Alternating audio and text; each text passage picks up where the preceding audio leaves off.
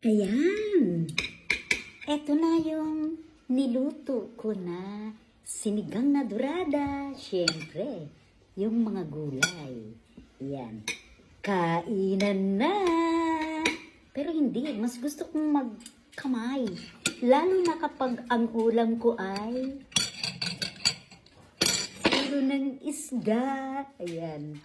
Mas gusto kong magkamay, di ba? Mas masarap ang magkamay kapag isda ang ulam mo, lalo na kapag ulo, di ba? Sarap.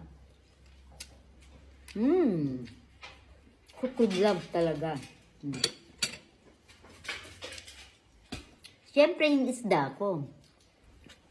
Ang sarap sipsipin.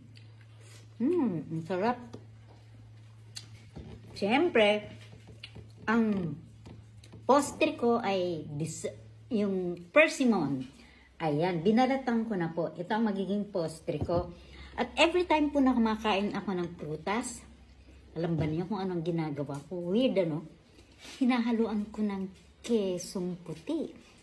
Kasi gusto ko yung lasa, yung kombinasyon ng matamis at may maalat. Ayan. Ito po siya.